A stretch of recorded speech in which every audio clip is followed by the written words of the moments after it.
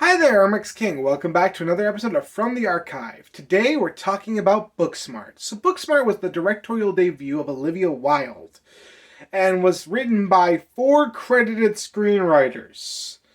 With that type of pedigree, you would think that this film would be awful, but it was well received. It managed to make $25 million on a budget of about $6 million on the box office, and it did really well critics.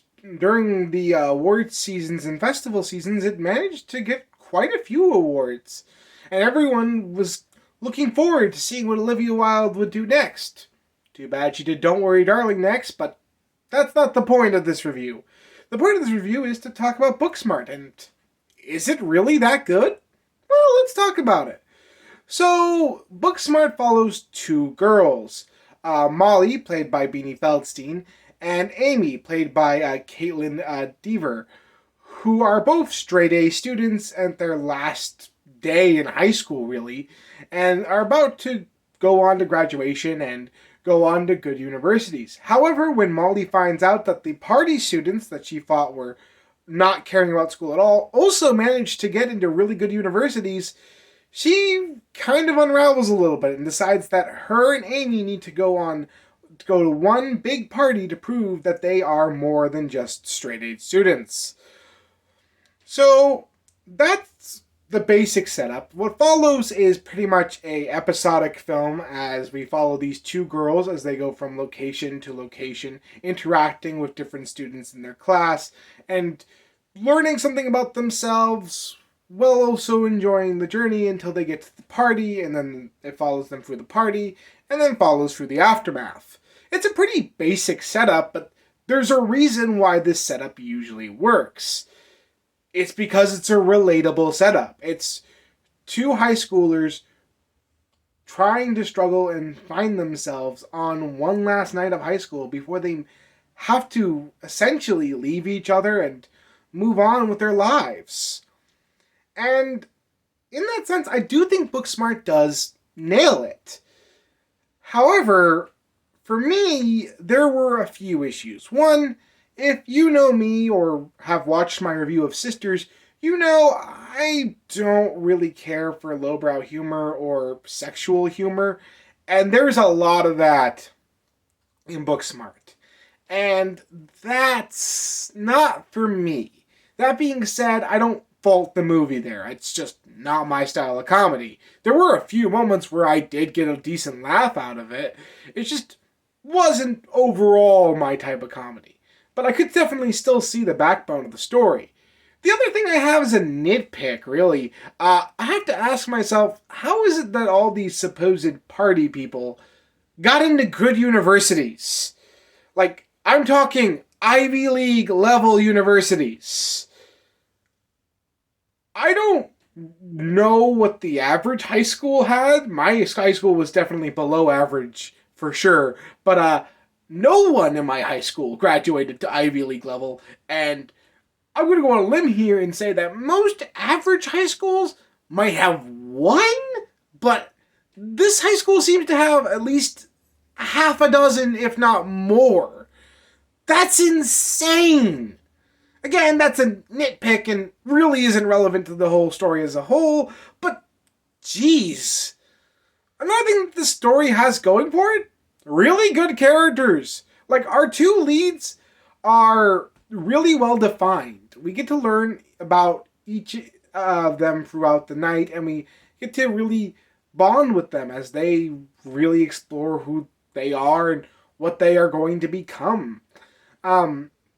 Molly starts out as your stereotypical, I am a strong woman and I'm going to be a strong feminist, and I will, not be a party girl or be recognized as a party girl. But as she realizes that, hey, all these party people still manage to get into good universities and still have fun, she tries to open herself up more. But she does it because she wants to prove that she's still better than everyone else. So she takes a very adversarial position. However, as the night goes on, she starts to realize that she really isn't better than everyone else and kind of has the realization that she's kind of been a bit of a jerk. Well, Amy, who's really open about everyone else, gets to really discover herself more sexually and explore who she is as she's growing into her own and take that next step, really.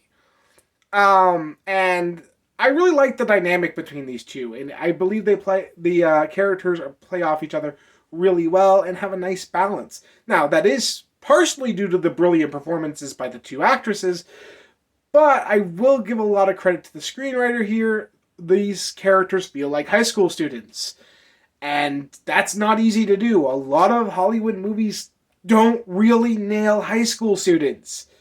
I feel like this film at least had a better understanding than most of how a lot of kids act. And I really enjoy that overall. Now, again, that is partially due to the casting. I do believe that most of the cast does a brilliant job at being a high school students, and they managed to cast the right age group and the right people in the right roles, and I really enjoyed them in the film. There's a lot of higher tier cameos, like Jason Sudeikis is in this film, um, and a bunch of other actors and actresses who are bigger names for sure, but they don't play a big role, so it's on these relatively younger actors and actresses for the time to really carry the film, and they managed to do a great job, I felt like.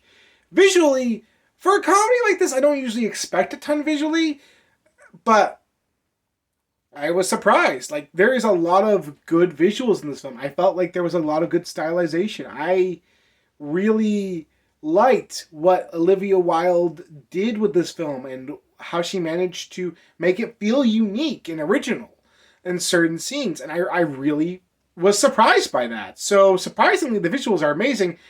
The music done by Dan the Automator, his score is really good. The other music they use, sometimes it works, sometimes it just overpowers a scene, sometimes it doesn't work at all. It's a little bit hit or miss at times, but I overall found myself enjoying the music. Overall, Booksmart is honestly a surprise to me. I heard a lot of good things going into this one, but I expected to hate it because it wasn't my style of comedy. But I was able to look past that, and honestly, I think it's a good time. Now, is it a buy or stream? Because I do recommend checking this one out. So, for the Blu-ray, the special features include basically a making of Pelez and Jazz Hands, the dance fantasy, which breaks down a dance fantasy that happens in the latter half of the film. The costuming, it has an audio commentary by Olivia Wilde. So, if you've already seen this film, or you already know that you're into this style of comedy, yeah, I recommend buying the Blu-ray and adding it to your collection. It's definitely worth the buy. But if you're unsure, just from my description alone, whether or not this is your style of comedy, I can see just sticking to streaming. So, use your better judgment here. I am glad that I have this in my collection, even though it's not my style of comedy. I still think there's a lot going here. Anyway, that's what I felt about Booksmart. What did you think about it if you've seen it? Let me know in the comments below, and if you like this video, like, comment, and subscribe. And next week, oh boy. Well, next week we're going back to the Best Picture well and taking a look at one of the most legendary films of all times, My Fair Lady. See you then.